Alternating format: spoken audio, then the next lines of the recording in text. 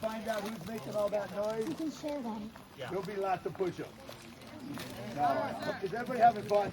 Yes, sir. Those people who are, this is their first camp, raise your hand. Do you like it? Yes, sir. You're going to go home and sign up for next year? Yes, sir. That's what we expect. What happens now is, this is where you guys get to ask questions. Now, let's lay some parameters. Make it Taekwondo related, please. I know, right? Because the people that you get to talk to today, they're always so busy, you rarely get to talk to them. These are the top instructors in Arizona. So try to keep it kind of based around Taekwondo. You have the most multi-talented. There's engineers up there. There's people that have business degrees, masters in business. Let's see, who else is up? We have special people up there. So ask them. That's me. I can't say what some people do. I can't.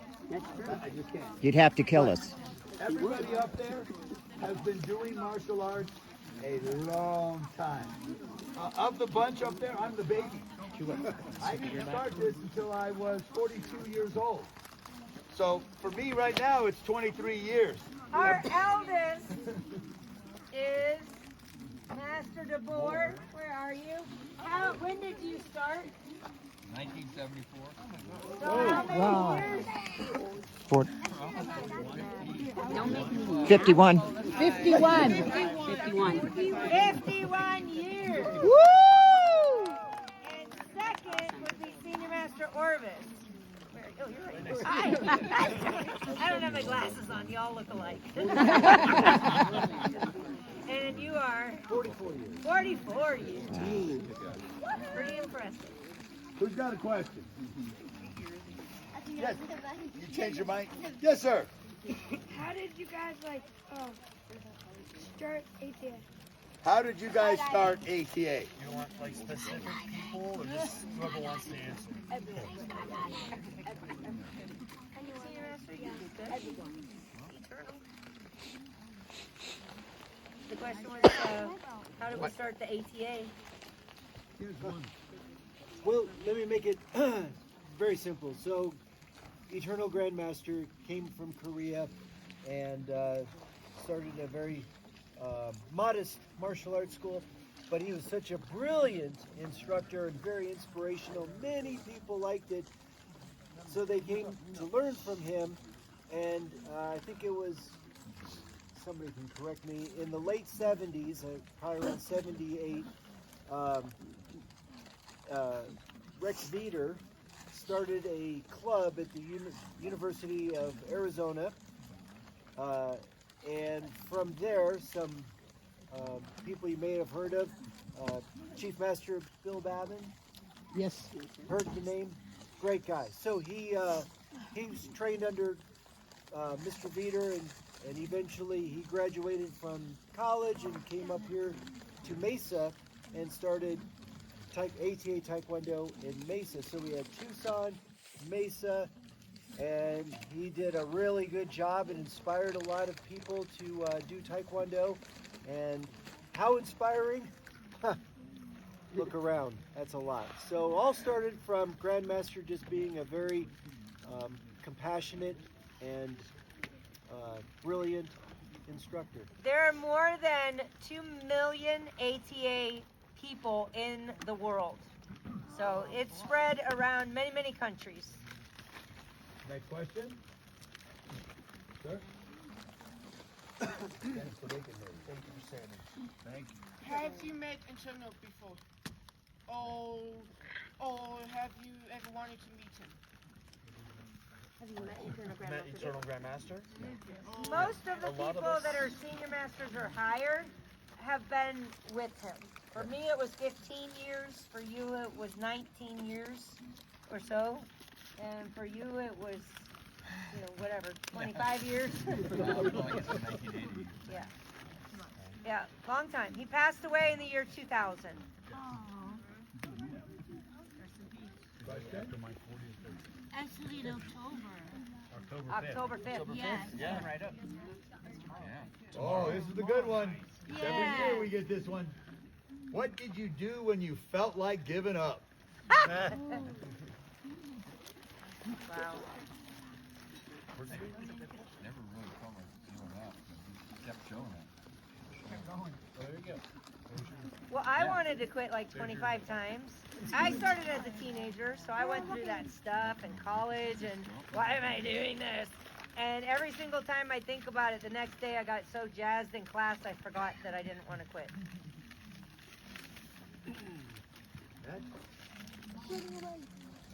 Question? Oh, there you go. What drove you to be the belt that you are today? What drove you to be the belt you are today?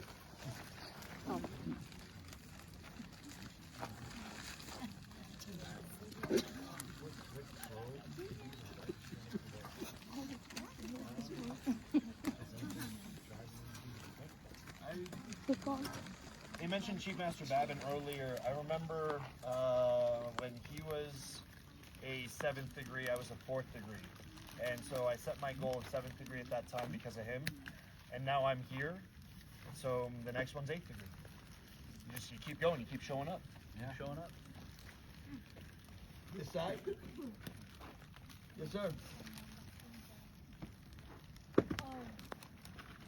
When you got too good at something, what kept you going to get better? You're asking the right person right there. Go ahead and answer He'll that tell one, you all Chief. about it. Person. How many world titles, sir? 31. Oh, Yes, Papa. Actually, my inspiration for what I do actually came from two people. My first 5 world titles were with mid-range John Ball, and I was bored. I had won 2009, 2010, 11, 12, and 13. And my inspiration for swords came from Chief Master Phyllis. Yeah. He was really good at sword, and so my wife and I drove down to Tucson, and I took a class with him. And I went, oh no, this is what I got to do. And I'm not too good. I'm not the best. I get really lucky on certain days, and people like what I do, and it's that. But I'm always trying to live up to what I want, and as all of us, if you drive to be better, you will be better. I mean, I look at people all the time. Anybody know Kong? Who doesn't know King Kong? When Kong started, he was the clumsiest. He couldn't figure things out. But what did Kong do? Kept going.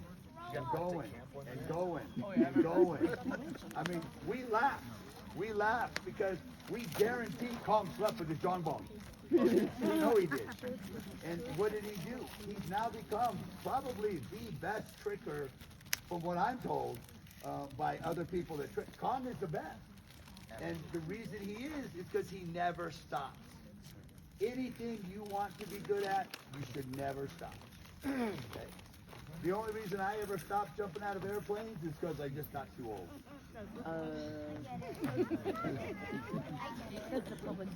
Question? Go. What did you do when you felt like you were gonna win but you didn't? What does it feel like when you How'd were you look at me when you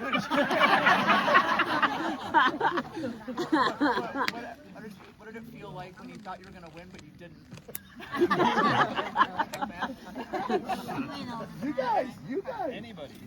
It happened a lot to me, actually, and that was one of the things that actually kept me going, because I had a number of second place finishes in Tournament of Champions for several years in a row, and then I realized that I wasn't ready to give up.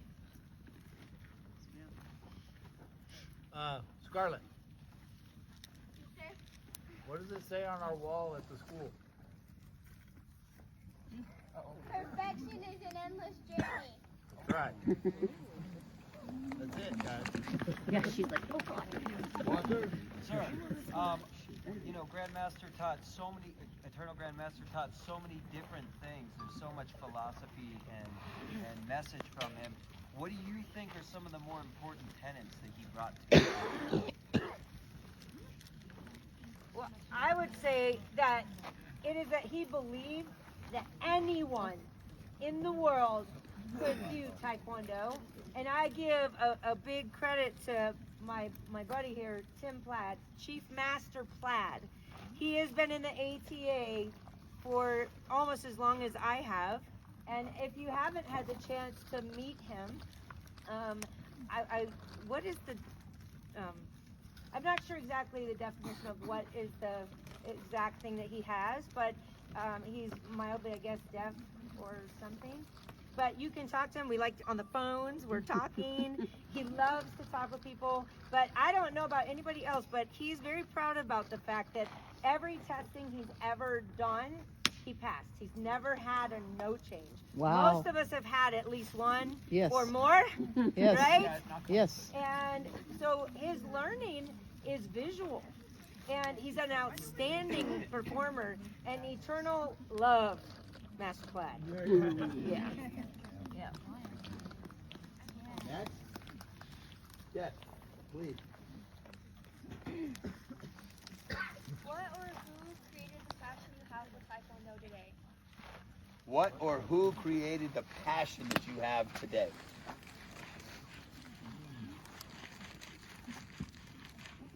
Yeah, for me, it has to probably be my very first ATA instructor, Rick Jewell. We were growing up back from '74 to '80, basically from '80 on. There weren't a lot of people doing Taekwondo. There were a lot of small clubs. And where I came from was Iowa. And, you know, you're kind of got a group, a small group. And when you got a small group that's doing something that nobody really understands and nobody really knows much about, it was kind of a mystery to everybody else. You kind of coalesce together a little bit. And he was great. He had a lot of passion. He had no bounds to physically trying to break the most boards or trying to do all these, whatever comes up. So probably him as much as anybody just kind of fueled that first start for me. Thank you, sir. Can I answer that one too? Yes, please, ma'am. Yeah, mine was my little brother. So when I was 11 and he was 8, we were doing a City of Tempe Taekwondo. It was actually just generic martial arts. And we actually went there because he wanted to start. And so we were waiting in the lobby, and it looked like so much fun. And I begged my mom to do it too. And she said, nah, you won't like it, you're a girl. And you won't stick with it, you're a girl. You know, I don't have another $30 for you. And so I pestered her enough until she finally let me. And so then we took that for a couple years. And then she realized that we were both really serious about martial arts and wanted to do something full time. So she took us to 3 different studios and then asked us to choose one, and we chose ATA. And I remember my little brother was really good at tournaments. He was just a little guy, and he would always get first place in sparring. And I never got first place in sparring, but he always did because he would just do a number 3 jump round kick to the head every time. And so I was like, if he can do it, you know, and if he can be that good with just showing up, you know, why can't I? Yeah, he was really cool. Anybody else up there? Question? Yes, go ahead, sir. So, like, what happened when you, like, if you, like, lost your, like, first, like, world championship? What happened when you lost your first world championship? My first world championship that I went to, I lost. And it was overwhelming. It was before they had forms, weapons, and sparring. Yeah, that's right. Only sparring back then. You would accumulate points for forms and sparring. We didn't have weapons back then. And then you would go to world championships and compete in sparring for the title of world champ. And I remember walking into that room and feeling the tension in the room. I mean, it was palpable. You could feel it. And I hardly remember it. My first match was over so fast. The whole experience was just so overwhelming. I'd never been to World Championships before. It was unbelievable. And I was like, okay, I know I can do better than that. Well, I think nobody can top. I am the ATA's biggest loser. Okay? And I'm not joking about that. I went 8 years and I never placed first, second, or third. And I went to every in-school, every regional tournament, every world championships, everything. And I lost and I lost and I lost until third degree. And I kind of got mad because everybody in our car that drove to Worlds, they all won but me. And then when I came out the next tournament, I was undefeated for 20 years and 19 times world champion. So you can do it. You just gotta believe in yourself, and then it'll happen. I know you had already raised your hand, sir. What would be your biggest challenge? What was your biggest challenge that you faced in Taekwondo? You guys get that? What's the biggest challenge you faced in Taekwondo?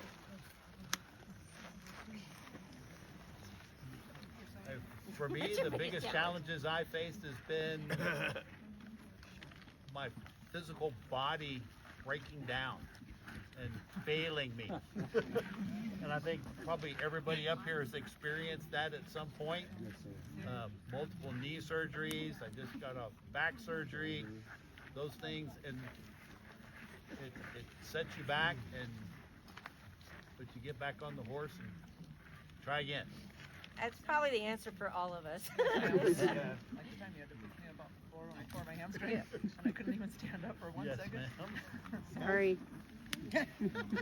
That was me. What's your guys' favorite weapon? What's your favorite weapon? Chucks. Master Hill. Favorite weapon? Combat sparring? I would say both mid-range. Master Orvis. Favorite weapon? It's Taekwondo weapon, sir. That's so funny because I was pondering that. And then I thought, I better not say that. I do enjoy the sword very much. I'm super intrigued by it, but I'll tell you my favorite weapon are hands and feet. Hands and feet. Silas. Yeah. Bong Bong Yi. Short stick. Anybody else? Sam Dum Bang was my Yeah, that's a favorite. good one. Double bong bongi for me. Double. Double bombangi for me. Yeah, I know. Yes, sir. What was, in your opinion, the worst or best day in Taekwondo or event? What was your worst or best day in Taekwondo? Well, October 5th, year 2000, we were having, who was there that day? We had the Jongbong seminar with Westbrook, and it was October 5th, and we sat there and cried our eyes out. That's the day that Eternal That's when he Grandmaster died. passed away. Or they were notified he had passed away. Or the funeral. The funeral was, When his daughter walked up there and looked in the casket and just broke down crying. Yeah. That killed me. Yes, ma'am. Why did all of you want to start Taekwondo? Why did all of you want to start Taekwondo? Well, for me, I knew somebody that was in it. I just moved back to Lamar's, Iowa, and my cousins were taking Taekwondo. There's a gentleman from out of the city, and he came down to this old gym that we had back in Lamar's, Iowa. They said, "Hey, you got to do this, got to do this, got to do this." So they dragged me in to take classes. So my cousins actually got me started. Master Dunham? What's your answer? Well, I always want to do this because back in the days I got bullied and got beat up as a little girl. so that's why I want to do it. And how old are you, Gasset? Now, Yes. 65, and I'm still kicking. Yay! She's a world champ. Yes, ma'am. See what high and stuff how flexible she is. Black belt form, your favorite color belt form, and why? Favorite black belt, favorite color belt, and why? Well, my favorite black belt form. So, in the mid 1980s, all of our Sangam Taekwondo came to be, but there was a form that we studied beforehand, before Sangam came in, and it was called Po-An. And in those days, forms were named after or inspired by Korean patriots. And there was this particular fellow that was a patriot in Korea, and this form goes sideways because he died in a battle fighting on a bridge. So the form, when you do it, you can see it goes sideways, like he had to fight a person on this side of the bridge and on that side of the bridge. And I always thought that was the coolest form. Nice. If we're talking about the current forms, I would say purple. Purple's my favorite. I really like that it's very symmetrical. And then for the black belt forms, it used to be 3rd degree, but then I fell in love with 5th degree form. I just think it's really fun to make it look like a good presentation. Mine is 8th degree because when I became an 8th degree, there was no 8th degree form.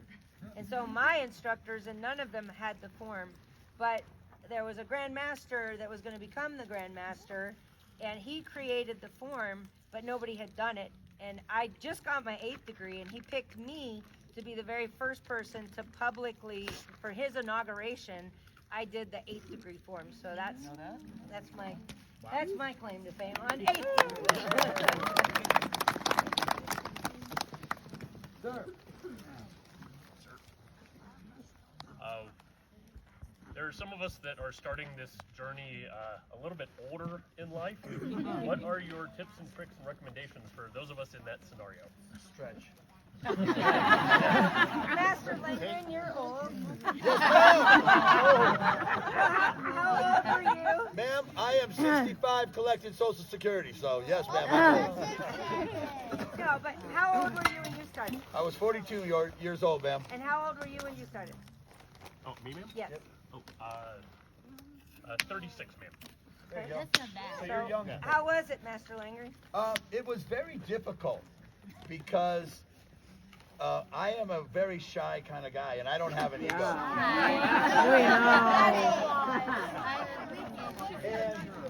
And as a professional skydiver, you know, we sometimes think we have egos.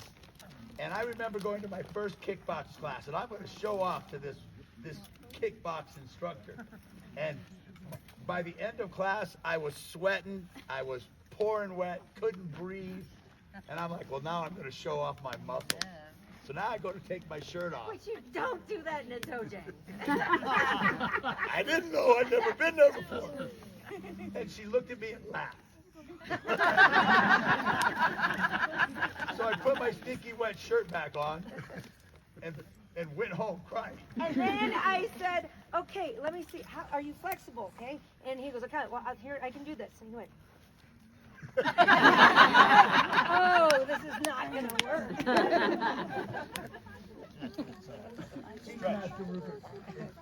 Stretch. It really is. Yeah. Stretching. Yep. Every day. We're old. Stretch. And just basic fitness.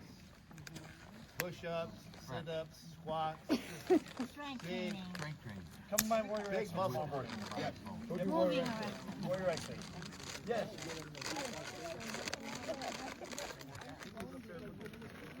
Have you broken any bones in competition? My nose. Before face mask. I'm one of the reasons we have face masks. Yeah, it was at Spring Nationals, and I did a spin hook kick, and when I came out of the kick, the guy did a number 2 round kick right across my nose. So it's kind of a bones cartilage. My thumb, I did a hook punch, and I caught the guy's elbow, and it fractured the bone. So that's it for bones for me. That's all? Shoulder, dislocated my shoulder doing stick fighting. That one was bad.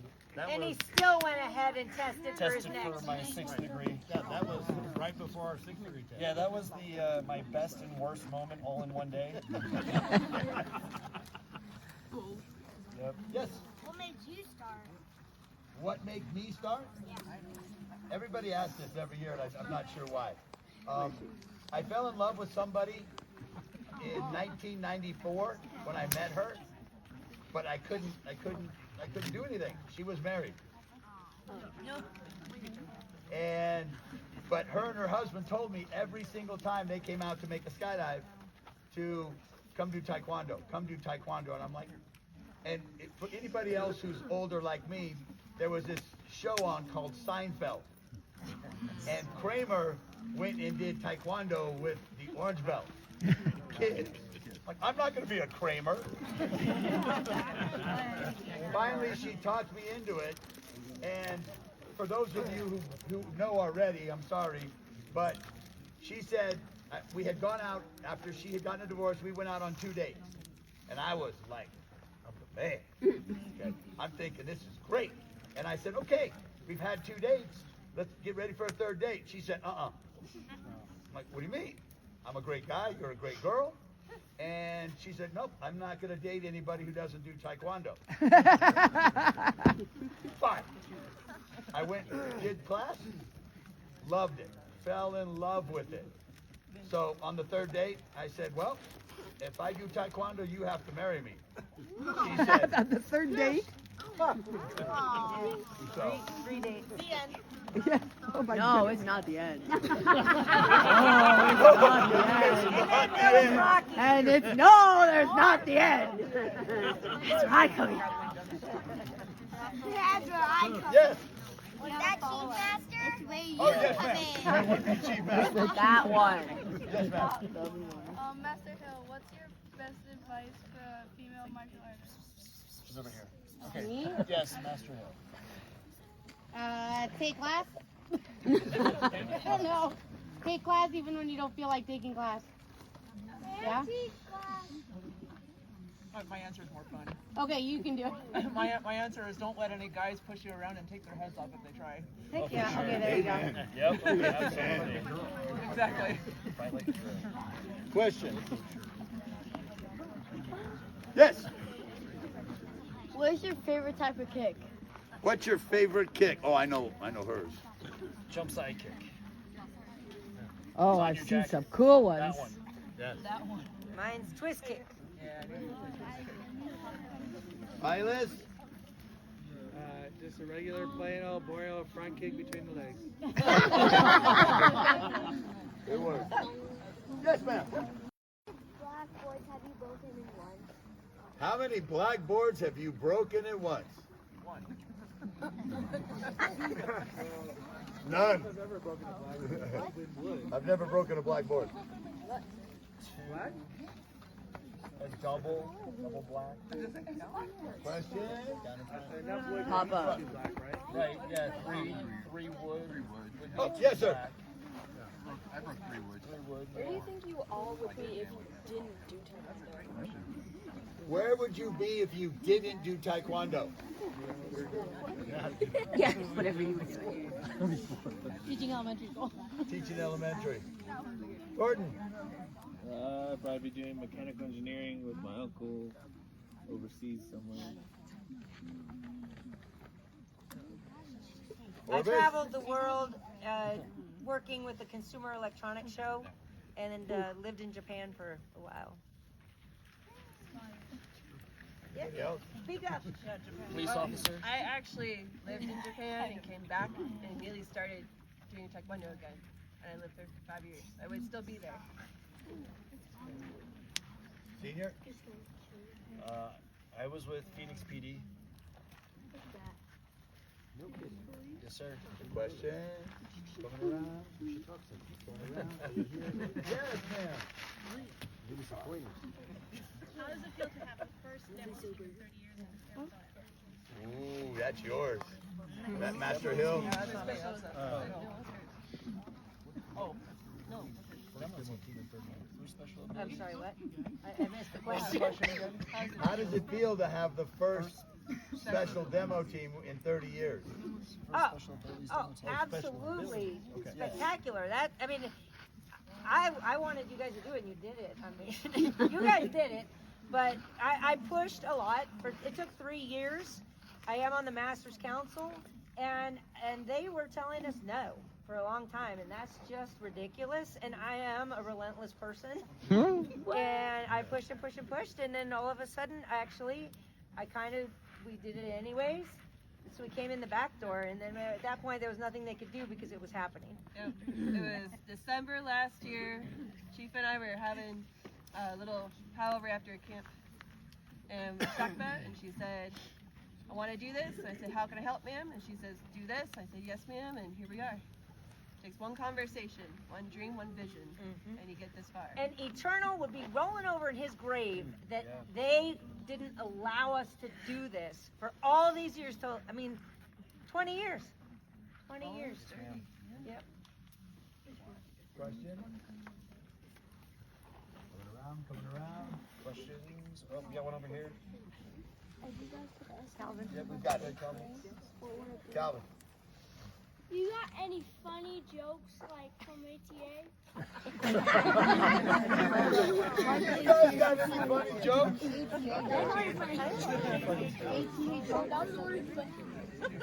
Master Orbis? he has one about the house. He has a lot of money.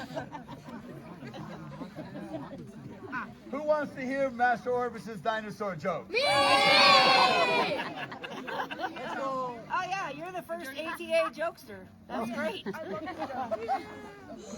Well, before I could come here today, my wife said, hey, you got to get some things done around the house. And she says, could you start by clearing the table?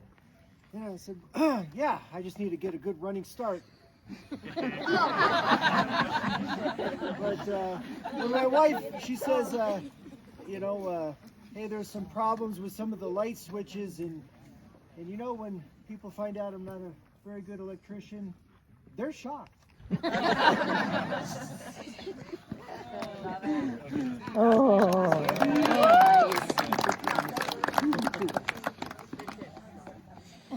Questions? Coming. What do I got? Yes, ma'am. What was the inspiration for starting the camp, and why do you keep doing it? What was because of Silas? Who was it? So camp used to be where, as instructors, we would level up. And so for me, I started camp in the instructor program, and probably some of the others did that too. And then from there, we evolved camp and made it available to everybody, not just the instructors. So, but I think it's like a family reunion. Every year, I look forward to seeing you guys. Yes, absolutely. Yeah. Anybody else? Yes, ma'am.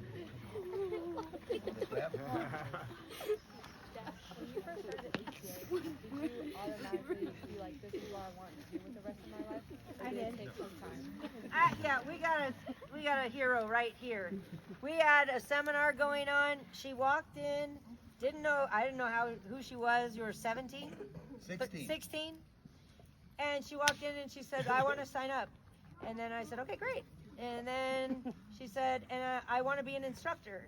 And I want to be, like, you want to be everything. And she'd never done anything. And she signed up, and then she never stopped. And now she's a master. Yep. Yeah.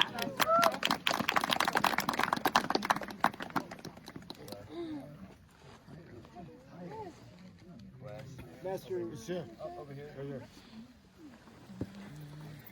here. If you could ask anything about the ATA, what would it be?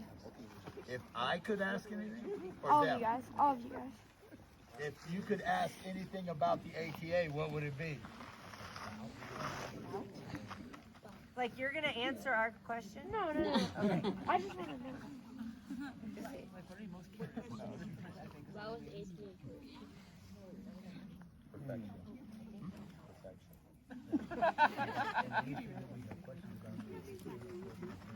Yeah, that was where I was going. Yeah. Yeah, my question is, when do I learn to levitate? Yeah, what do you learn? Why the ATA so cool? That's my question. I learned to apparate, not levitate. That's a good hard question. You got to stump a little bit there.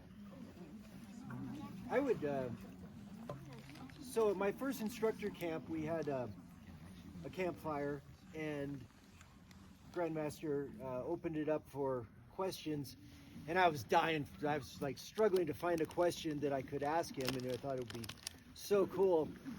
And finally, one came to mind, and I asked, what is your biggest goal with the ATA? Like, if you were able to look in the future and you'd say, the ATA, and I kind of fell off with my question, and I was so glad that nobody laughed at me at that moment.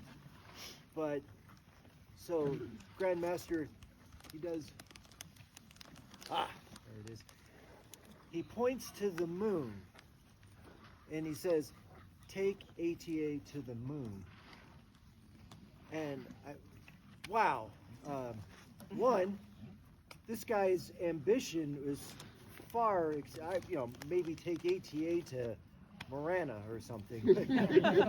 Take ATA to the moon. And I would have loved to ask him more about his vision. How do you see that happening? Or how? I just that was such a grand vision that, or whatever you would call that goal. I would have liked to have heard more about that. And It did happen. at ATA headquarters, Yep. there is an ATA patch that Went to space. Went to space. Yeah. Well, I know something really special happened in Korea when we went. We have been talking, Mrs. Sun Si Lee owns the ATA, and we've been talking about the fact that in Korea, believe it or not, Taekwondo is kind of failing in that they have the WTF and they have the fighting, but they don't have the life skills. They don't have the family unit. They don't have older people, special people. They don't have this stuff. And Mrs. Sun Si Lee was invited to go to the Ministry of Taekwondo because in Korea, they consider Taekwondo as that's their treasure. That's their one thing that has spread around the world. And the ministry admitted to, I got to go and be there, and it was in Korean, so I had to kind of get whispered in my ear what they were saying, but they were saying that they want the ATA to be the worldwide Korean treasure because of what we're doing. And so while we were there, who was there? You guys were, a couple of us were there. Yep, over there you were there. They took us and they showed us this beautiful place in the middle of Korea up on the mountain, and they had the busts, gold, bronze like busts of the greatest grandmasters. And there were about 20, and they moved Eternals to the front. Wow. Yeah. I mean, this was like just so explosive to learn this. And we are still in negotiations on that. And so it hasn't finalized that would be us, but I know that that's her vision for what Eternal's vision would have been. Yeah. Yes, ma'am. Is it bad to get the Grandmaster or is it Grandmaster? I didn't understand that, please. Who's about to get the Grandmaster or is it Grandmaster? Who's about to? The next would be Chief Master Larry Lee.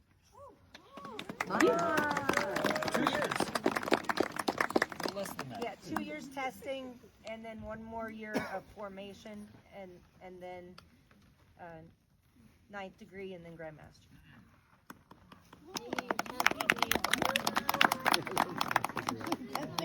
No! Do you know where you are if you're a 10th degree? Yeah, you don't want to go to 10. Oh.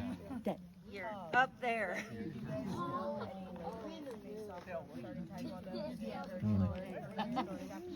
I think Master Hill might be the best at Korean language. Oh.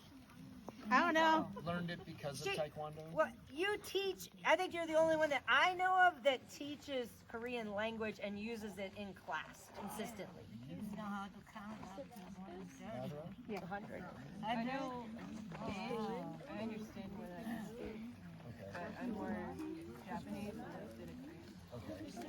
And Japanese as well. Japanese and a bit of Korean. Okay. Oh, question. Sir. Mr. Fresh. Mr. Fresh.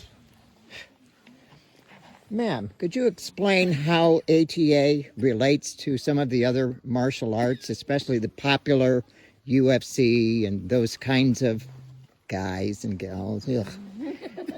Okay? I don't know that it's a good question for me because I don't really relate to it. I'm so into ATA. I don't watch the UFC, never have. I'm in a bubble. So somebody else might have a better Or answer. other martial arts. It doesn't necessarily have to be UFC, but the perception of people through media, television, is not ATA. How do we present ourselves in martial arts world? Well, I think that things ebb and flow in what is important, what is popular, and what is going on. And right now, violent martial arts seems to be the most popular, which I'm vehemently against that. So I don't know. UFC is a sport. UFC is not martial art. UFC is a sport. But what you see is a lot of sport. So I think that's a big thing about. I would suggest that most people in the world do not know what. Most people who don't do martial arts don't know what martial arts is. They assume because they see it in movies, people fighting and things like that. But sport is way different than what we do. We have sport aspects to what we do, but all the life skills and everything else that go into it is what makes martial arts. It's not the sport aspect. So I would suggest that they don't. People who do their research and want to know what is a good martial art will find ATA. Otherwise, they just want combat sports. That's different. So, that's how I would say. Okay. I'll go one more. Go ahead. So, what was like the exact minute or time you started ATA? I think you guys already said it, but how many years?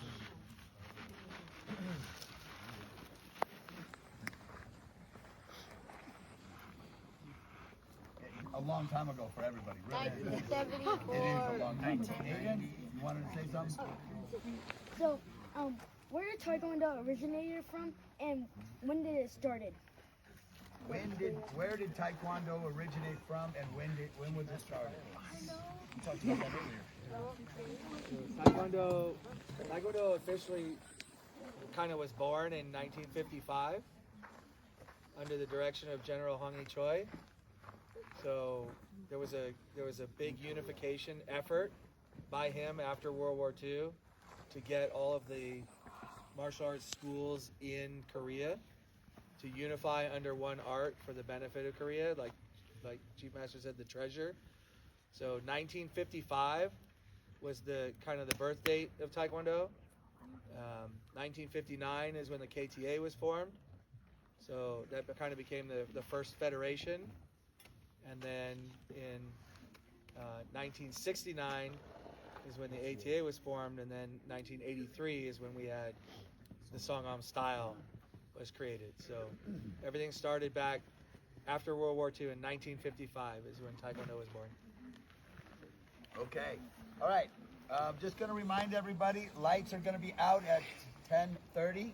It's now about 9:32. I want everybody heading back to their cabins.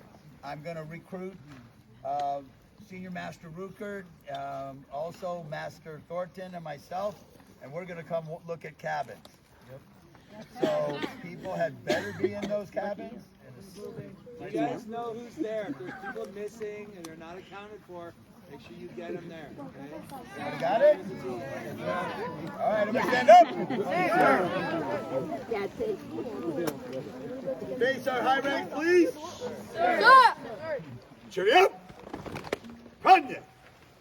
Hey, Good All right, good night, guys. Good night to you. and then the one, and then Hayden's gonna be